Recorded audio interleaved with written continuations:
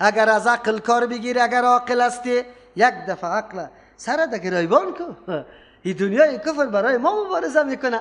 ما قرار نشسته در خانه خود خو کنیم، کار کنیم، روزگار کنیم، زندگی خود جور کنیم. در کوها یا بره، در کوها یا بره مبارزه کنه، مقابله کنه. عقلتان میپذیره؟ عقلتان میپذیره؟ اگر کسی عاقل است نمیپذیره. قرآن هم میره میگه. لیکن افسوس است که امروز بیعقلا خیلی زیاد شده. بیعقلا دموکراسی رخنه نخوره. دموکراسی کتاب الله را گذاشتن، نظام الله را گذاشتن، قرآن در او طرف تاق گذاشتن، داد از دموکراسی میزنه. ای صاحب نظرا، دانایتانه که کاچی کاچی در تلویزیون ها میکنه، از دموکراسی گپ میزنه، یک روز از نظام والای اسلام شما سخن نمیگه، طرفداری و دفاع از این نظام نمیکنه. در روز قیامت پیش میشه انشاءالله، باز براتان واضح میشه. خب پنجم، ها انتم اولای تحبونهم، چطور شما قطعی از دوستی و رازداری را شروع کرده؟ ها انتم، خبردار، آگاه شوی شما ای مردم، ای مردم. ابی شما چی برای ما میگه الله متعال؟ آگاه شوی، مثل که از گوش بگیره تا بالا کنه تا که بیدار هستی آنه خواب بولوده. اولای اینمی مردم هاست تحبونهم که شما قطعش دوستی را، پیمان دوستی را امضا میکنه، دوست دارشه. مردم های خوبی ماست، ناتوست، ناتو. ولا یحبونکم، شما را دوست نداره، نه در سلوک و روش خود و نه در قلب خود. از امو خاطر تلاش میکنه روش شما را تغییر بده روز به روز. او برادر کمک میکنی قطع افغانستان دلسوز هستی؟ خیر، انجوی تو اینجا چی میکنه؟ انجینری تو اینجا چی میکنه؟ افغانستان انجینر نداره؟ کمیته نداره؟ این حکومت میگی یا نه؟ خلاصه سخن اینمی، این حکومت میگی یا نه؟ اگر حکومت میگی در حکومت بپرداز، خدا کنه که هرچی میکنه. اگر نه که حکومت نمیگی، خیر چرا باز یک دفعه حکومت میگیشه، باز دیگه میگی نه این حکومت نمیتونه این پروسه را پیش ببره. یک لگ افغانی را آوردی، مرا قرضدار کردی، 5000ش در افغانستان مصرف کردی، 95ش پیش عیش و عشرت خود معاش انجینر و موتر و کرای خانه شد.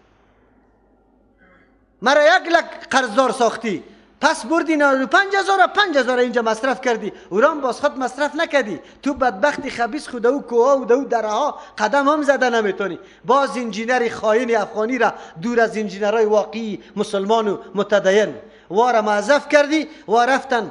امروز سرک جور میکنه، سبا باز نیست. کابلتان خوب مشاهده کنی، کابلتان مشاهده کنی که چی حالت است. این پول مصرف میشه. یک راپوری چی را رادیو را شنیدم که میگه کمک های جامعه جهانی برای افغانستان آنقدر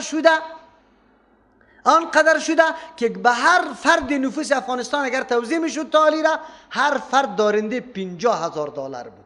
چند هزار؟ $50,000.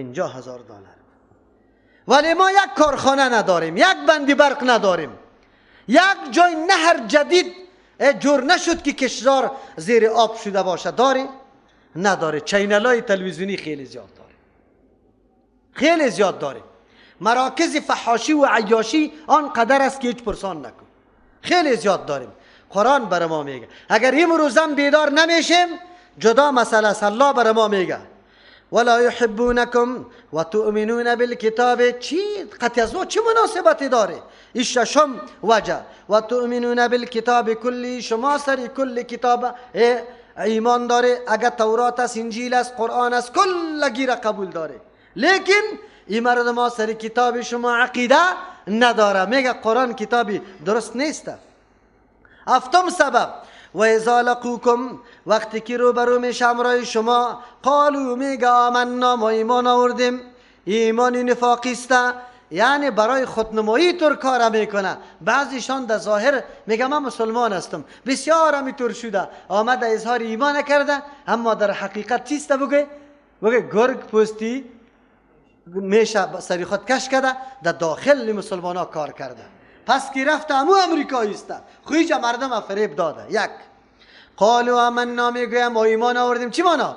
ما برای صلح، کمک، همکاری آمدیم.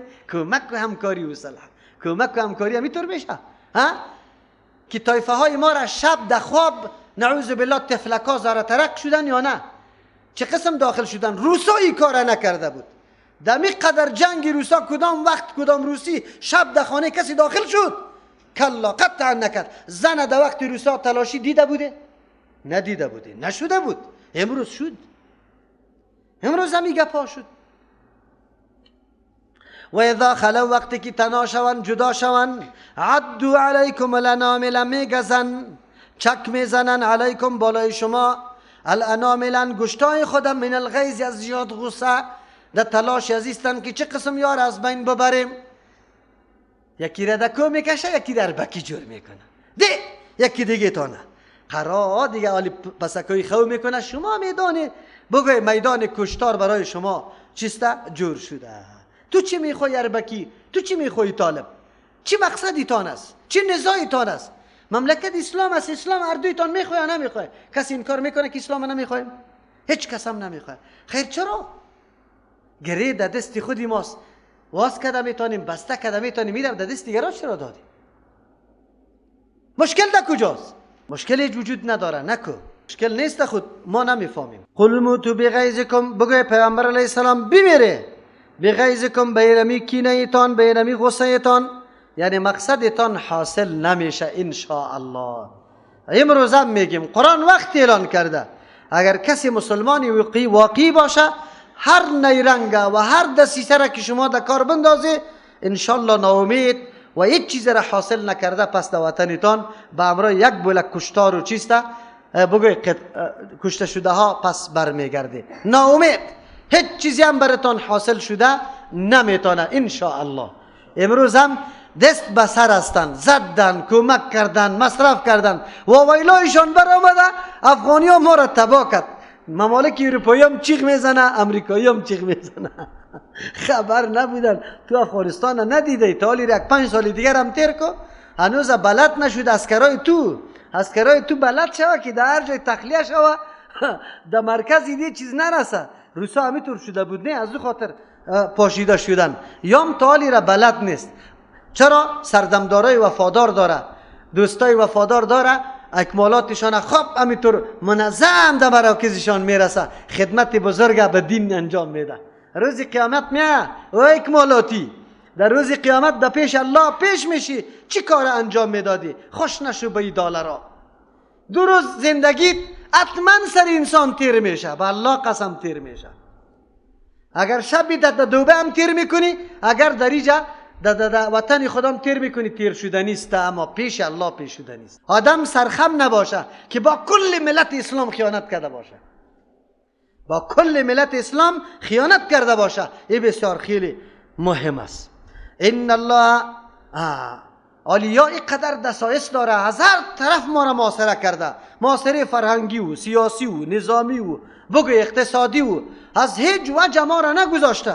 الله میگه ان الله یقینا الله متعال علیم است بذات الصدور، با او کسایی که صاحب سینه است. غصه از او برای الله معلوم است. پس کدام کینه هایی که داره و کدام اموری که از کینه ها یا برا مندازه دسیسه ها میکنه الله مکمل میدانه. ایره نمیگذاره که برای شما گزنده رسانده بتانه. خود شرط داره. شرط کدام است؟ و این تصبیری و تتقوست که آخر آیت بر ما میاد. 8م سبب ان تمسسکم حسنتون، اگر برسه برای شما حسنتون خوشی راحت برای شما خوشی و راحت برسه تسوهم یار غمگین میکنه. اینا اگر غلبه براتان حاصل شد بالای دشمن، اگر خوشی و راحت براتان حاصل شد، نه یار دیگه بگه مرچک گزیده باشه پایک میزنه دیگه. چرا که آرامی شما را نمیخواه. امروز خو مردم میگه که آمده برای محو چیسته چی میگه یا برش میگه محو تروریست آمده. نه، نظام طالبا کدام امنیت آمده بود دنیا میفهمید که طالبا نه نیرو نه یه چیزام نداره، نه نظام اداریشان درست است، نه جهانبینی قوی داره، نه نظام سیاسیشان عالی مستحکم است و امنیت بی امنیت. و این محضی به اعلان کردن احکام الله که احکام الله را اعلان کردن که ما تطبیق میکنیم اینطور امنیت آمده. اوه جهان کلگی میپذیره این نظام. چرا جهان چی را میخواه؟ بگوی امنیت چی را میخواه؟ اینطور امنیت آمده باشه باز دیگه کلگی دنیای کفر فهمید که اگر ابی طور بگذاریم شه و یا ریشه هایشان مستحکم شد، نظام اسلام عالی قوی شد در اینجا، باز خود دیگه کل مزایای دین برملا میشه. چینلا در اختیار از وقت قرار داده میشه، در دنیا نشان میده. از امو خاطر گفت نگذاریشه. بهانه جور کردن. آیا میتونه در نظام داخلش دودان تیاره را تیلا را پر کنه، بازو را یک دفعه یکیش یک امارت بزنه، دیگهش دیگه امارت بزنه؟ عجیب گپ است. عقل در کار پرته این امکان داره؟ ما در میدان اوی داخل شده نمیتونیم وظیفه چطور بگیریم؟ عجیب است. خلیکن قرآن بر ما میگه خو و این تصبکم سیئتون، اگر برسه بری شما غم، بری شما شکست، بری شما فقر و ناداری، نعوذ بالله غم، یفرحو بها، خوشوقتی میکنه، خوشحالی میکنه، به خیلی زیاد خوشحال بشه. سوریه را خوشحال شدن، تقویت کرده رو ایسته، قدرت متواضع نگاه میکنه که یکیش غالب میشه فرد دیگر را چی میده؟ کمک میکنه که دیگه غالب میشه دیگر را. این جنگ ادامه میده. چرا ادامه میده؟ که دیگه ممالک همجوارم دایی چی شوه؟ بگی دایی جنگ درگیر شوه دیگه، اینمی نارامی ها در اونجا باشه یا شکاری خدا بکنه. و این تصبروا و تتقوا، اگر شما صبر کرده و تتقوا، تقوا را اختیار کرده، لا یضرکم کیدهم شیئا، پلانا و نقشه های از یا تدبیرای خفی و پوشیدی از یا مکرای از یا اجن و ضرر براتان نمیرسانه هیچ چیزی رم. پس در فکر از این نباشه که چرا این مردم ها از هر طرف یا غلبه حاصل کردن، چیستا وسایل اخبار امرای از یا وسایل نظامی امرای از یا فوج و لشکر امرای از یا امکانات امرای از یا و دشمنی سرسختی ما هم هسته. در یک سال بعد مسلمان ها را محو کنه، لیکن الله متعال میگه محو کرده نمیتونه. دو شرط داره. و این تصبروا، اگر صبر کرده، صبر میفهمی پشتیبانه تمام کامیابی ها. صبر چی رقم میشه اینجا برای ما میگه؟ ما صبر میکنیم، ضرورت نداریم به جامعه جهانی که بیاید. مردم میگه اگر جامعه جهانی برای مردم از گشنگی میمارد، دروغ میگی. تا دین روز جامعه جهانی نبود، تنها یک قندوز که کاریده میشد، کشت میشد، کلی افغانستان بس بود. غلیش بس بود یا نه؟ بس بود. میوه های افغانستان گنده میشد، حتی فروخته نمیشد. از دست شما بدبختا که نه نهر بر ما مانده، نه جوی بر ما مانده، نه سربنده، نه فابریکه را کلش تباه کرده. یک فابریکه سابقه ترمیم شده تالی را، کلش ماشینایش امیار را جور کردن، پرزه شدن توسط یک تعداد مردمی که خاینین چیستن؟ مسلمان هستن. هر چیزش پرزه شد، در ممالک چی؟ همسایه فروخته شد به نصف بی، کل چیزش. کجا شدم فابریکه ها؟ جنگلک میگفت، گلبهار میگفت، جبل سراج میگفت، اینجا در کابل چیست؟ بگرامی میگفت. تو اینه کجا هست؟ اما فابریکه کجا شد؟ چرا نیست؟ ما را قرآن میگه و این تصویر اگر صبر کرده، نمیخوایم دلار، نمیخوایم در زیر خیمه زندگی میکنم، بلدنگ نمیخوایم، کچالو را داو جوش میدم میخورم، خو لیکن در دفتر کافر دختر خود روان نمیکنم، صبر میکنم. صبر و این تصویر اگر صبر کرده، ما را که غلام ساخته، در بدر ساخته، لوٹ ساخته، لوٹ دلار ساخته ما را غلام. نه دختری ما به امن ما، نه زنی ما، کلگی را در باد هوا دادیم، روان کردیم در پیش کافرها. والا دخترم تایمش 2 بجه شو شده، در وظیفه است، باز تکبیر شروع میکنه در صف اول، الله اکبر الله اکبر. دروغ چرا میگه الله اکبر؟ الله اکبر میفهمی؟ اگر تو عقیده به بزرگی الله میداشتی، دختری تا به کافر روان نمیکردی. و بدبخت دوستی را به کافر ایجاد نمیکردی، غلام کافر نمیشدی. شهید شد، هر کس میموره شهید شد، هر کس میموره. مولا صاحب در سر قبر دید، پایین قبر سوره بقره را سرش میخوانه، ډوډۍ خور. او به قرآن عقیده نداره، ذالک الکتاب لا ریب فیه. وای به قرآن عقیده نداره. خوب آدم بود. مولا صاحب که 1000 بدی بس دیگه ولی جور میکنه، تا دستی در جنت داخلت میکنه. باز یک چند تا دیگه چی رقم است؟ اعتراب دیده را مثل باران واره بریزانه. پدر از جای قد دوستی ما بود که همیشه جمعه در جمعه مرا فراموش نمیکرد، یک مجلسه ختمه میکرد. یعنی بچه های شام یک کم کم کیله و مالتا بیاره ډوډۍ خور. این بدبختا دین هم چجور کردن، الله رحم بکنه. به این گپاست. خب قرآن این گپا را برای ما میگه اگر صبر نکردیم در بدر هستیم. روزه هم گرفته نمیتونیم اگر صبر نکنیم. صبر بکنی خیر است. سر کسب حلال صبر بکنی، حرام خیلی زیاد پیدا میشه. این مورد امتحان الله متعال قرار میگیره. وظیفه را به خاطر حرام خوری الاکو باز 3 سال کار برات پیدا نمیشه. الله امتحانت میکنه که تو باز چی میکنه، باز رجوع میکنه یا نه. خیر است. برو روزی که پیدا نشد گدایی که خو، لیکن به حرام دست نندازی. بفهمی هر مسلمان امروز درک میکنه غربی نمیتونه کوی مرا پیدا کنه، دره مرا پیدا کنه. خود تو جنابی محترم پیش روان هستی. به خاطر چی؟ ایمانی تا میفروشی به خاطر پول، به خاطر متاع دنیا. قرآن که یک درو مذمت اهل کتاب بیان میکنه که ولا تشتروا بآیات ثمنا قلیلا. چرا؟ این به خاطر چی بیان میکنه؟ که متاع دنیا ارزش پیدا کرد، دین براشان ارزش نداشت. امروز والا مولوی صاحب یکی چی میگه؟ زنگ میزن مولوی صاحب ما والا در یک دفتر کار میکنم، همین نماز پیشین ما همیشه قضا میشه. چرا قضا میشه؟ در صورتی که نماز پیشین خواندن نمیتونی وظیفه را ترک کنی، سری تو حرام است وظیفه. یک حکم الله را که انجام دادن نمیتونی. اگر در کدام دفتر مؤسسه تو را اجازه ریش ماندن نداره، اون مؤسسه را ترک کنی، سرت حرام است کار کردن در اوجا. در صورتی که یک حکم الله را انجام دادن نمیتونی، با آزادی اوجا کار کردن برای تو نارواست. اگر مسلمان هستی عقیده به الله داری که رزاق الله است، دفتر کفار نیست. اگر این عقیده را داری، اگر نداری جدا مسئله است دیگه. دوام نکن که من مسلمانی چون نیستم. دیگه چی میگه؟ والا مولوی صاحب من خو یک کمی کوتاهی خیلی زیاد دارم، خو یک چیزی باز خیرات هم میکنم. بله بیادرکم خیرات خو میکنه. نعوذ بالله یک آدم سود بخوره باز بعد از پیسه سود در مردم در فقیرات توزیع کنه. زن زنا بکنه باز پیسه‌ش مسجد جور کنه. عجیب گپ است. تو خود از گناه نگاه کن، پشت از این نگرد. مسئولیت خود ادا کن که چقدر مسئولیت داری. کل از این گپا در کجا میاد؟ و این تصویر اگر صبر کرده بس اکتفا کرده، با کم قناعت کرده، پشت زیاد چنگ نزده، آلی غلامی کس خود اجور نکرده، آزاد مستقل زندگی بکن. خلاص کمک کرده بره ما، خودی ما کار میکنیم، شما را ضرورت نیست. و تتقو تقوا را اختیار کرده. تقوا چی را میگه؟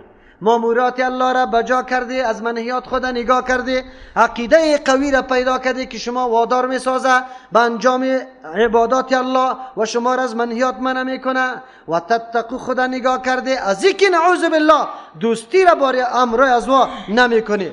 لا یضرکم کیدهم شیئا، ضرر نمیرسانه کیدی از یا مکری از یا پلانا و نقشه ها ترحریزی های از یا هیچ چیزی را. چرا؟ ان الله یقینا الله متعال بما یعملون، به تمام کار کردگی های از و محیط و احاطه کرده. هر جایی که دسیسه جور میکنه الله علمش سرش است. پس الله همون دسیسه را بگوی به تاوان خودش می انجامانه. روسیه آمده بود که در آب گرم در بحر خود برسانه. در کجا؟ مملکت های دست داشته خودم چی کرد؟ از دست داد. میخواست نظریه کمونیسم جهانی شود. در ممالک خودشام نظریه کمونیسم چی شد؟ از پا افتاده شد. الله کید کفار پس در خودشان برمیگردانه. خود شرط برای مسلمان چند چیز بود؟ ان تصبروا و تتقوا. و اذ غدوت من اهلک تبوئ المؤمنین مقاعد للقتال. الله برای نمونه 2 معرکه را برای ما در اینجا بیان میکنه. کم کل معرکه خود کتابای سیرت است. قرآن کریم نکات اهم و ارزنده ش برای ما پیش میکنه. معرکه احد است و معرکه بدر است. زمانی که طاعت مکمل پیغمبر میشه، با وصفی که اسباب لشکر هیچ چیز دیده نمیشه، اسباب ظاهری و مادی هیچ نیست. خود چون که کمال اطاعت پیغمبر میشه الله متعال کامیابی نصیب میکنه. اما در صورتی که مخالفت پیغمبر میشه دوچار چی میشیم؟ مشکل. قرآن برای ما میگه مؤمنا سرفراز هستی اگر اطاعت رسول الله صلی الله علیه وسلم میکنه، بدعت را ایجاد نکنه، سنت عملی کنه، دفاع سنت رسول الله بکنه، کتاب الله و سنت رسول الله را حاکم بگردانید در زندگیتان. باز دیگه غم نکنی، کامیابی در هر حال برای شماست. اما در صورتی که رعایت کتاب الله و سنت رسول الله نشود، باز میبینی که شکستا از یک طرف از طرف دیگه. حالی کل مصیبتات دوچار دامنگیری کیست؟ مسلمان ها. چرا؟ قرآن برای ما وجهش بیان میکنه. اول این نقشه جنگ احد است. در سال 3 هجری جنگ احد صورت گرفته. در سال 2 هجری جنگ بدر او پشت سر برای ما میآید. در جنگ بدر کفار 70 نفر کلانایشان هم چی شده بود؟ از بین رفته بود، با شمول ابو جهل که کلانترین کافر بوده و 70 هم اسیر شده بود. برای جوش انتقام اینطور یک تیاری را یا کردن، برای 1 سال یا آمادگی را شروع کردن. در رأس همی آمادگی ابو سفیان در وقت مسلمان نشده بود قرار داشت، از همون خاطر لشکر جور کرد. در یک طرف میمنه که برش میره لشکر که طرف راست میره، سر لشکر خالد ابن ولید بود، مسلمان نشده بود. در طرف چپ عکرمه بچه ابی جهل که پدرش مردار شده بود. عکرمه پسان خب مسلمانی واقعی جور شده، لیکن در وقت مسلمان نشده بود. آنقدر با جوش حرکت کرد. هندک زن ابو سفیان بود، ایام قطی 15 زنا دایره میزد و مرسیه میگفت، از اونمو کشته شدن جنگ احد یادآور میکرد و این سبب جوش و خروش لشکر شده بود. حرکت کردن به سوی احد که بمرای مسلمانات جهاد شروع بکنه. 3000 نفر بود، خواب مجهز، اسپا، شترا، شمشیرا، نیزه ها، تیرا، ایرا ما کمل قطع خود یک جا کرده بودن. روان شدن. این طرف وقتی که مسلمان ها خبر شد که کفار علیه ما میآید، پیغمبر علیه السلام وقتی اعلان کرد 1000 نفر آماده به جنگ شد. در 1000 نفر کلان که عبدالله ابن ابی ابن سلول است، منافق است، در مسیری را قاطع 300 نفر هم بازگشت. برو بخیر. یک کسی را بنو حارثه میگه و دیگهشان بنو سلمه، یکیش از خزرج است بنو سلمه و بنو حارثه از اوس.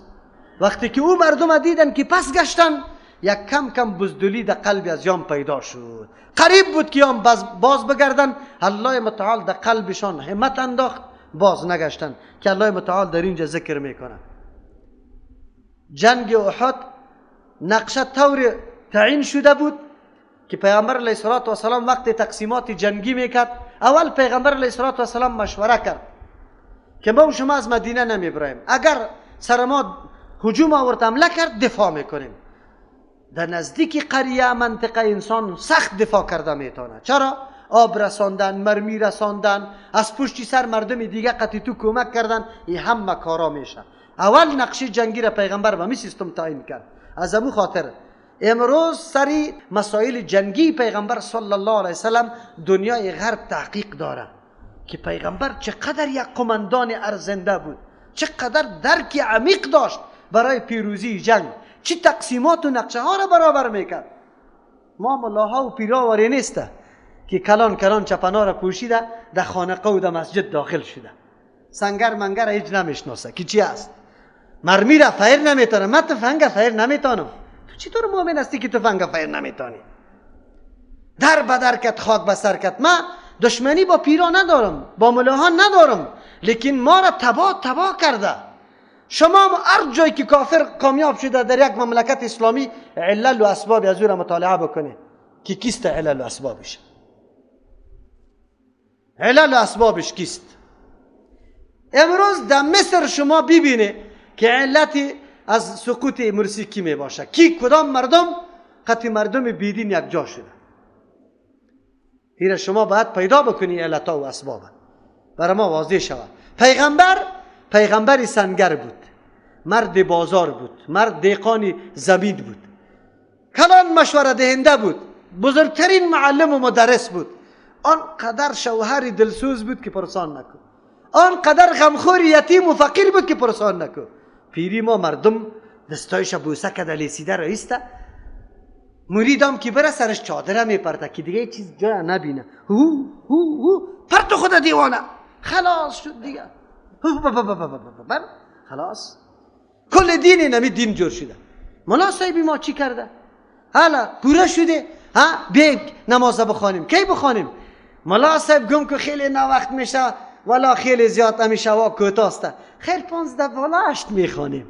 نمیگه او بدبخت وقت داخل شده آنی دین تباه و برباد کردن. یقینا ایره باید بدانیم. پیغمبر علیه السلام چی کرده؟ او نقشه داد که از مدینه نمیبرایم، اما جوانای خیلی تیز، جوانای تیز میشناسیم، ما هم جوانای تیز داریم.